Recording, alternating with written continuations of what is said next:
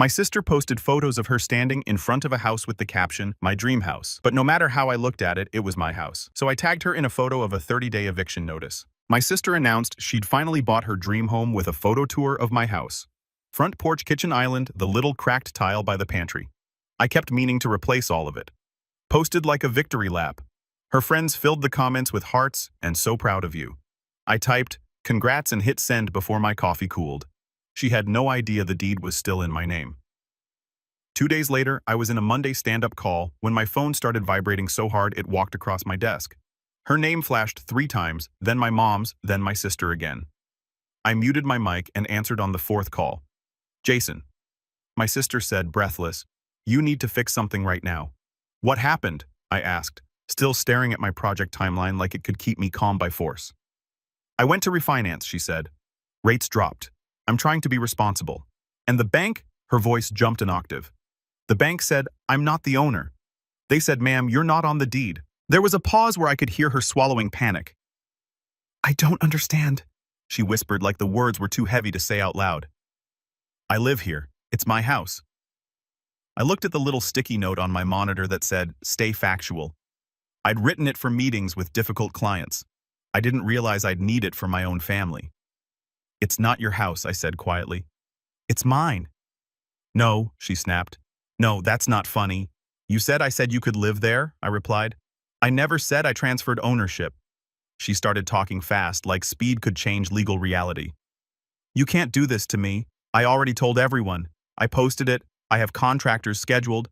I'm trying to consolidate debt. Mom said you wouldn't." "Dreams come true when you ask permission," I said. And I hated how calm my voice sounded, like it was someone else speaking through me. Then I ended the call. I didn't feel triumphant. I felt tired, the kind of tired that lives in your bones. When I checked my phone later, there were 83 missed calls from my mom. To understand how we got here, you have to go back years to the first time my family decided my stability was something they could borrow without asking. I'm Jason, 41, project manager for a construction tech company outside Raleigh.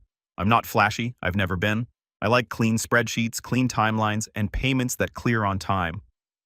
My salary is $118,000 a year. After taxes, insurance, and my 401k, I take home about $6,100 a month. That number is burned into my brain because I built my life around it. My sister Rachel is 36. She's charming in the way that makes strangers want to help her. She laughs easily.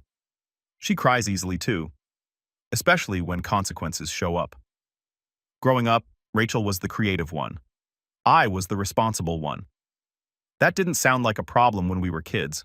It became a problem when we were adults, when our dad died. My mom got the life insurance payout, $220,000, enough to pay off her small house and set aside a cushion. She told everyone she was fine, but she also started keeping a running list of what everyone owed her emotionally. Rachel moved back home at 28 for a few months. Those few months became 5 years. I didn't live there. I had my own apartment, my own bills, and a steady habit of showing up whenever I was asked. When my mom needed her gutters replaced, I paid the $860 invoice because I didn't want her up on a ladder. When Rachel needed her car fixed, I put $1,400 on my credit card because she said she couldn't get to interviews without it, just until she gets on her feet. My mom would say, when I got promoted and started earning real money, the ass got bigger. Rachel's first apartment deposit was $1,800. I paid it. When she decided she wanted to start an online boutique, she needed inventory. That was $3,200. I paid it. When the boutique fizzled out, she needed a bridge to cover rent. That was $900 one month, then $900 again. Then a string of "I'll pay you Friday" texts that never ended with an actual payment. Every time I hesitated, my mom would say, "Jason, she's your sister." And every time I gave in, I told myself I was buying peace. The house was supposed to be a reward. I'd been saving since my late 20s. No expensive vacations, no brand new cars. I drove a paid-off Civic until it started making a noise that sounded like a threat. I put $500 into savings every month, even when it meant saying no to things I wanted. In 2020, I bought a 3-bedroom, 2-bath place in a quiet neighborhood. $342,000 purchase price. I put $68,400 down. My mortgage payment was $1,986 a month, plus $310 in property taxes and $140 for insurance. It was the biggest responsibility of my life, and it felt like mine. A year later, Rachel's life fell apart. According to my mom, Rachel had been dating a guy who promised her big plans and delivered nothing. When he left, she had nowhere to go because she'd stopped paying rent months earlier, convinced she could talk her landlord into waiting. She called me crying at 11:47 p.m. "I'm going to be homeless," she said. "Please, I just need a place for a little while." I should have said no. I didn't. I let her move into my house while I stayed in my spare room, like a guest in my own life. I told myself it was temporary. I told myself it was family. I told myself I could handle discomfort for a few months. At first, she was grateful. She bought groceries. She cleaned the kitchen once. She hugged me and said, "I don't know what I'd do without you." 2 weeks later, she started calling the house ours. A month later, she started calling it mine. She got mail delivered there. She updated her driver's license address. She started making little changes without asking. One Saturday, I came home with paint samples for my office, and she was in the living room with a roll of wallpaper. "Oh," I said, "what's that?" "It's for the accent wall," she replied, like the decision was a settled thing. "The living room is boring." "I didn't ask for an accent wall," she sighed. "Jason, it'll look nicer. You never decorate." "I don't want wallpaper." "Why are you always so intense?" she asked, already peeling back the paper, like my answer didn't matter. That became the pattern. Not yelling, not drama, just quiet, constant override. My mom loved it. "She's making it a home," Mom said over the phone. "It's good for her." "It's my home," I reminded her. "She's your sister," Mom replied. Like that was the same thing. Rachel's financial contribution shrank over time. It always did. At first, she offered $600 a month toward utilities and a little rent. It lasted 3 months. Then it became $300. Then it became, "I bought groceries that counts." Then it became nothing. When I brought it up, she'd look wounded. "You want to charge your own sister rent?" She'd say that's cold. I wasn't trying to profit. I was trying to keep my budget from bleeding. Electricity averaged $180 a month with her constantly running the dryer. Water jumped from $55 to $120. Internet was $79. My grocery bill doubled because she ate like someone who never planned meals, just reacted to hunger. Then came the bigger costs, the ones you can't ignore. The HVAC needed repairs, $2,480. The roof had a leak, $1,900. The dishwasher stopped draining, $640. Rachel would nod sympathetically, then say, "Ugh, home ownership is so stressful," like it was her stress to claim. If I sounded annoyed, my mom would get involved. "Rachel is trying," she'd insist. "You always act like she's doing it on purpose." "Mom, she posted a picture of my backyard last week and called it her sanctuary," I said once. "Well, maybe you should be happy she's finally stable," Mom replied. That word again, stable. As if my stability wasn't something I earned, but something that simply existed for other people to lean on. The moment the lines really blurred was the plan. It started as a casual conversation at my mom's kitchen table, the place where most family decisions got made without me. Rachel was scrolling through her phone looking at houses even though she was already living in one. "I just want something that's mine," she said, her voice soft. Mom reached over and squeezed her hand. "You deserve that." Rachel looked at me. "I mean this house. It's basically mine, right? I've put work into it." I stared at her. "It's not basically yours. It's mine." Mom frowned like I'd insulted her. "Jason, she said you're single. You don't need a 3-bedroom house. Rachel needs stability." I felt something tighten in my chest. "I bought it. I said I pay for it. And you're good at that," Mom replied like she was complimenting me. "You're good at carrying things." Rachel's eyes got bright. Hopeful. "Maybe you could just transfer it to me," she said. "Eventually. Not right away. Just when it makes sense." "When does it make sense?" I asked. "Soon," Mom said quickly. "When Rachel is back on her feet." Rachel nodded like it was already decided. "I'll make the payments. I can handle it. I just need a chance." I didn't yell. I didn't storm out. I just sat there hearing the way they were talking about my house like it was a family asset we were assigning, not a contract. I signed a loan. "I'm not transferring the deed," I said. "Not now." Mom's face hardened. "Why are you so difficult?" "I'm not difficult," I said. "I'm being careful." Rachel's smile vanished. "So, you don't trust me?" "It's not about trust," I replied. But it was. It was about the fact that I'd never seen her carry a burden for longer than it took to get bored. They didn't let it go. They just changed tactics. Rachel started calling the house her dream home in casual conversation. Mom started referring to it as Rachel's place when talking to relatives. My aunt congratulated Rachel at Thanksgiving for becoming a homeowner, and Rachel didn't correct her. Each time it happened, I felt smaller in my own life, like my name was being erased from my own paperwork. I should have drawn a hard line then. I didn't. I thought if I stayed calm, if I stayed reasonable, the truth would eventually speak for itself. I didn't realize my family wasn't confused. They were practicing. The post was what flipped the switch. I wasn't even looking for it. A coworker mentioned it casually during lunch. "Hey," he said, chewing slowly. "Isn't that your kitchen?" He turned his phone toward me. There it was. Rachel smiling in my doorway, holding a big cardboard key like someone had handed her a prize. The caption said she'd worked so hard and finally made it. The photos were a full tour: my living room, my backyard, the corner of the hallway where I'd measured the wall for a bookshelf. The comments were full of applause. "You deserve this. So inspiring," homeowner vibes. Rachel replied to almost everyone with heart emojis. And thank you. My hands went cold. Not from anger, from clarity. Because it wasn't just a lie. It was a public claim, a story she was building in front of witnesses. I clicked her profile. More posts, more hints, making upgrades to my place. Feeling grateful for my home. Can't wait to refinance and make it really mine. That last line made my stomach drop. Refinance. I didn't respond with a paragraph. I didn't start a family group chat war. I didn't type out a lecture. I commented congrats. Because part of me was still hoping she'd see it and realize I saw her. I wanted her to stop on her own. I wanted a peaceful ending. Then I opened my laptop. I pulled up every document related to the house, the closing paperwork, the deed, the mortgage statement, the insurance policy, the property tax records. Everything was in my name exactly as it should be. I checked my bank account. The auto pay had been running like clockwork. $1,986 on the first of every month. The utility bills were in my name too because I'd never moved them over, not fully trusting she'd pay them. Even the home warranty was on my card. Then I called my mortgage servicer, not to threaten anything but to understand. The representative confirmed what I already knew. "No one can refinance without being on the deed," she said. "And if someone attempts it, we can note the account, but ownership is clear." After that, I called an attorney. Not to get her, not to punish her, but to protect myself from the kind of mess families create when they decide paperwork is optional. The attorney asked simple questions. Is she paying rent? No. Is there a written lease? No. Has she been there more than a year? Yes. Then you need to treat this like a tenancy, he said. If you want her out, you do it legally. If you want her paying rent, you put it in writing. Either way, you need a plan. A plan. That word was usually something I used for product launches, not my own family, but I wrote one anyway. I drafted a formal lease with a month-to-month term.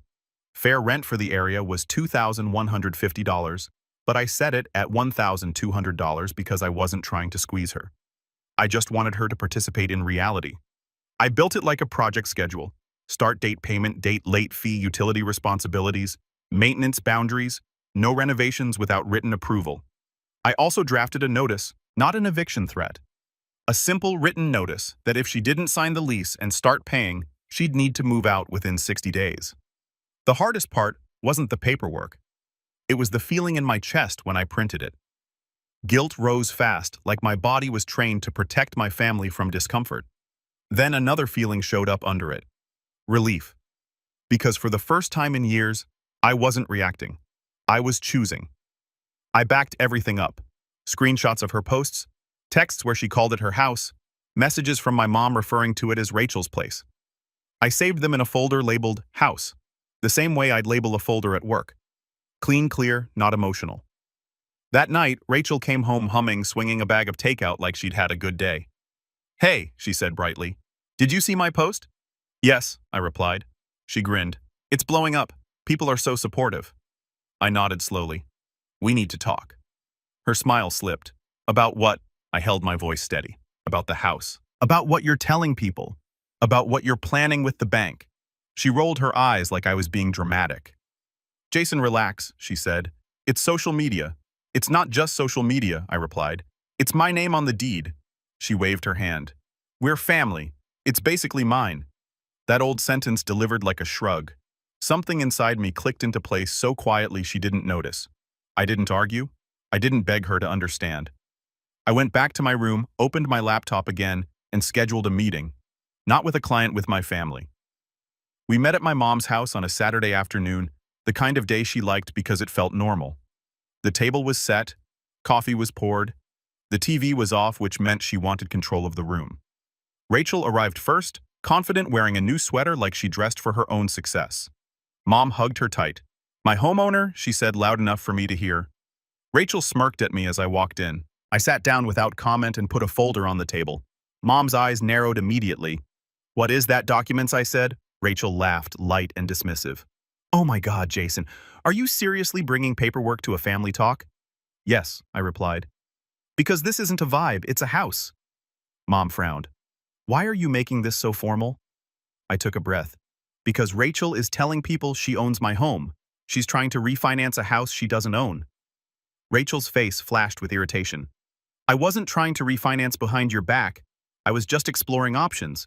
You told people you bought it," I said. "So what?" she snapped. "It's not hurting anyone. It's hurting me," I replied, still calm. "It's creating a story that isn't true, and it's setting me up for a fight later when you realize reality doesn't match your posts." Mom leaned forward. "Jason, you're overreacting. She lives there. She deserves a break." "I gave her a break," I said, "for 18 months. Rachel crossed her arms. "You act like you've been doing me this huge favor. I've been improving that house." "You put wallpaper on one wall after I said no," I replied. "That's not equity." Rachel's cheeks flushed. "Wow!" Mom slapped her hand on the table. "Enough. Don't talk to your sister like that." I opened the folder and slid the first paper across the table. "This is the deed," I said. "My name. Only my name." Rachel didn't pick it up. She stared at it like it was an insult. Mom's voice got sharp. "We know it's in your name. That's what we're trying to fix." I looked at her. "It's not something that needs fixing." Rachel leaned forward, eyes bright with anger now. "So what? You're just going to hold it over my head forever?" "No," I said, "I'm going to set terms." I slid the lease across next. Rachel's mouth fell open. "You're charging me rent." "It's a month-to-month lease," I replied. $1,200 a month. Utilities transferred into your name within 30 days.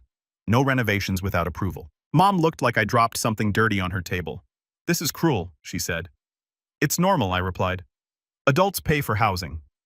Rachel's voice rose. "I can't afford that." "You can't," I said. "You just don't want to." Her eyes widened. "Excuse me. I've seen your spending," I said, and I kept it factual, not mocking. "You ordered $46 of delivery 3 nights last week. You paid $210 for concert tickets. I'm not judging you. I'm saying if you can budget for those things, you can budget for housing." Mom pointed at me like I was the problem. "You've always been this way.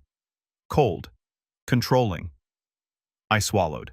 That word controlling had been thrown at me every time I asked for basic fairness. "I'm not controlling," I said. "I'm protecting myself." Rachel grabbed her phone and shoved it toward me.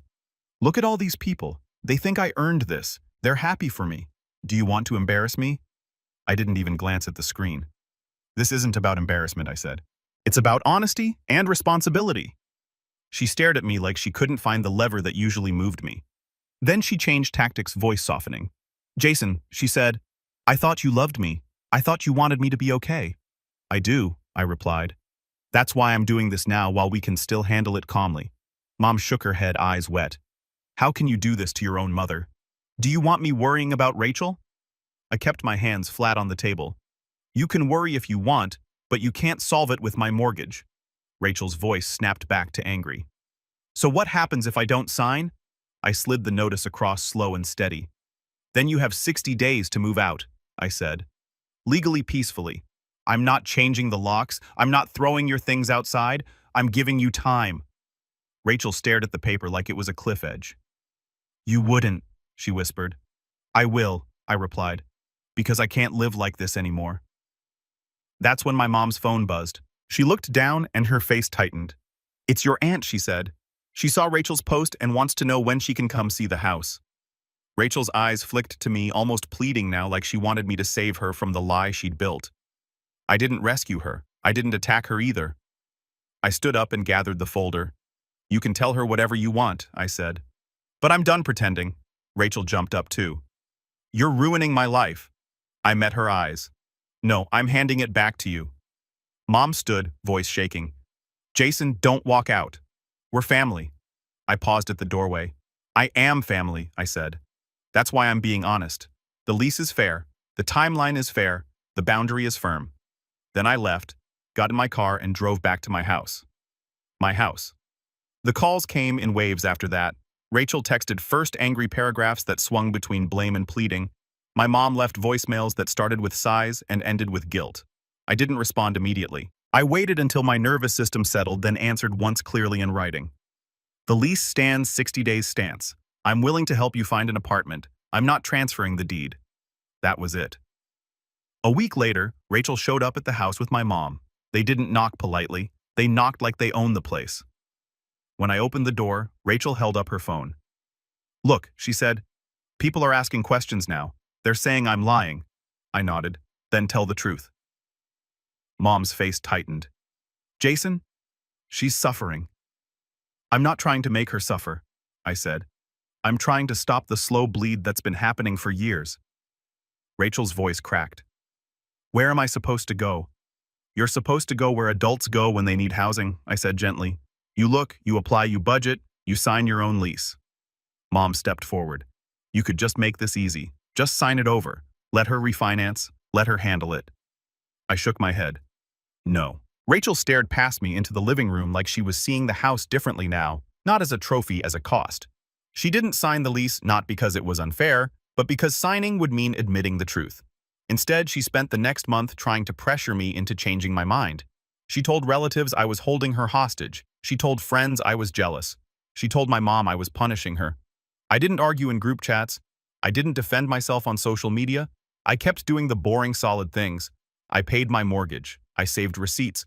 I documented every conversation. On day 45, my attorney sent a formal letter reminding her of the 60-day timeline. Clear, neutral language. No threats beyond what the law already allowed, just facts. That letter changed the atmosphere. 2 weeks later, Rachel packed. It wasn't dramatic. It was quiet. She moved boxes into a friend's SUV. My mom stood in the driveway wiping her eyes. Rachel wouldn't look at me. Before she left, she turned once and said, I hope you're happy. I took a breath and answered honestly. I'm not happy about this, I said. I'm relieved I'm finally being honest. She left without replying. Afterward, my house sounded different. No heavy footsteps at midnight, no slammed cabinets, no constant background tension like the air itself was waiting for a fight. I changed the locks not out of spite but out of standard practice. I updated my security system code. I transferred all the utility accounts into my own name again and set up alerts for any changes. My mom didn't speak to me for a month. Then she sent a short text. I miss you. I replied, I miss you too. I can meet for coffee. She showed up guarded like she expected me to attack her. I didn't. I told her I love you. I'm not funding Rachel's life. Those two things can both be true. She didn't like it, but she heard it. Rachel kept her distance. Occasionally, she'd send a message that sounded like it was written with someone watching over her shoulder. Hope you're doing well, I responded politely. Months passed. The story died down. People found new things to post about. Rachel stopped calling my house her dream home because she no longer had photos that matched the claim. I started sleeping better. I started cooking again without rushing. I finally replaced the cracked tile by the pantry.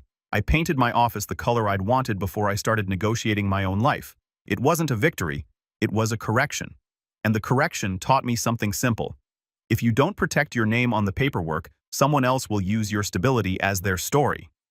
What this story teaches us is that family narratives can snowball into real financial risk when no one respects paperwork and boundaries. First, document early. Save screenshots of posts/texts. Keep mortgage and utility records, and reply once in writing with clear terms. Second, put housing in writing. A signed month-to-month lease with a deadline like $1,200 in 60 days prevents "it's basically mine" from becoming a legal mess.